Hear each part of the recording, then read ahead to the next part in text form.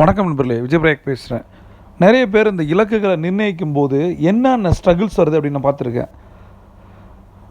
நேற்று பேசிகிட்டு இருக்கும்போது நண்பர் சொன்னார், கோல் செட்டிங் பண்ணுறேன், எக்ஸிக்யூஷன் பண்ண முடியல அப்படின்னு சொல்லிட்டு. ஏன் பண்ண முடியல? நிறைய பேர் கோல் செட்டிங் என்னன்னே தெரியாது. நிறைய பள்ளிகளுக்கும் கல்லூரிகளுக்கும் சென்று பேசும்போது இலக்குகள் என்ன அப்படின்னு கேட்டால் ஒரு 60% மாணவர்களுக்கு இலக்குகள்லாம் என்னன்னே தெரியாது. அப்போ ஃபஸ்ட்டு விஷயம் என்ன, இலக்குகளே தெரியாமல் எதை அடைய முடியும்? எங்கே போகிறோன்னே தெரில, எப்படி போகிறோன்னே தெரியும், எங்கே போக முடியும், எப்படி போக முடியும்? போகவே முடியாது. இதுதான் ஸ்ட்ரகிள் நம்ம சொல்கிறோம். இந்த இடத்துல ஒரு வார்த்தை நான் யூஸ் பண்ண நண்பர்களே, இலக்குகள் அடையணும் அப்படின்னா முதல்ல உங்களுக்கு ஒரு ஆசை இருக்கணும். ஆசை, கனவு, இலக்கு, இந்த 3 வார்த்தைகளும் வெவ்வேறானது. இதே நான் ஒரு ஹோம்ஒர்க் கொடுப்பேன். எப்பயுமே என்னோடய ஒர்க் ஷாப்பில் சொல்லுவேன், இலக்குகளை அடையணும் அப்படின்னா கனவுகள்னால் என்ன, ஆசைன்னா என்னன்னு தெரியணும். இதுக்கு ஒரு ரிட்டன் ஹோம்ஒர்க் நான் கொடுப்பேன். இது முடிஞ்ச பின்னாடி என்ன நடக்கும் அப்படின்னா, இப்போ நான் சொல்லித்தரேன் பாருங்கள்.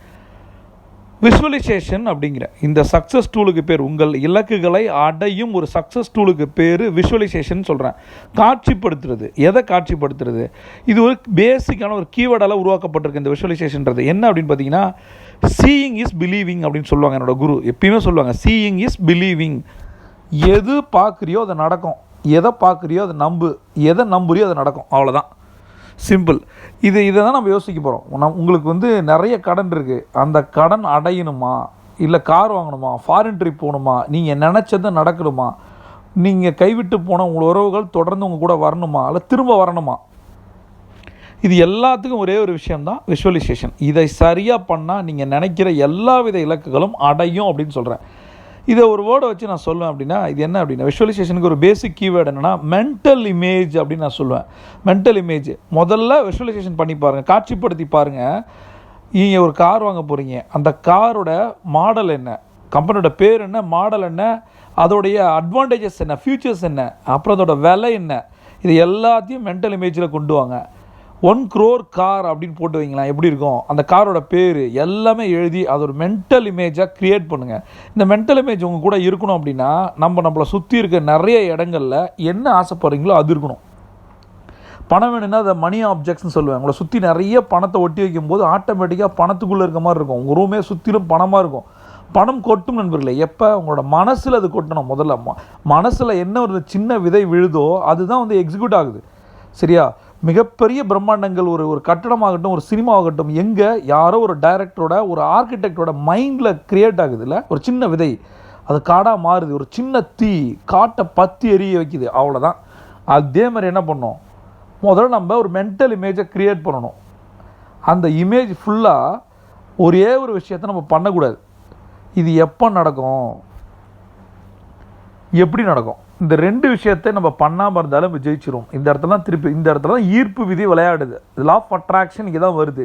2 விஷயத்தை பண்ணக்கூடாது, ஒன்றே ஒன்று தான் பண்ணணும். இதுதான் கோர் கான்செப்ட் இன்றைக்கி வீடியோவோடது. சரியா? ஃபஸ்ட் நம்ம என்ன விஷயங்கள் பார்த்துட்ருக்கோம், இலக்குகள் அடையணும்னா விஷுவலைசேஷன் ரொம்ப ரொம்ப முக்கியம். சீயிங் இஸ் பிலீவிங் நான் சொன்னேன். அப்புறம் மென்டல் இமேஜை க்ரியேட் பண்ணணும்.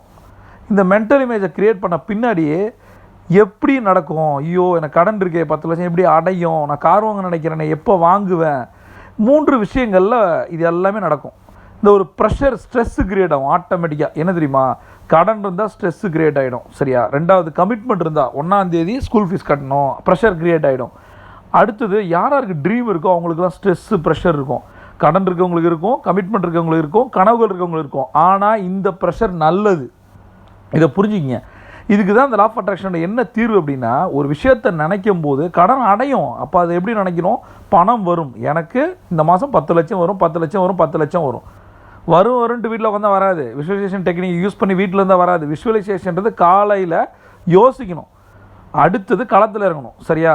நான் எப்பயுமே நம்புறது லா ஆஃப் அட்ராக்ஷனை விட லா ஆஃப் ஆக்ஷனை நம்புகிறேன்.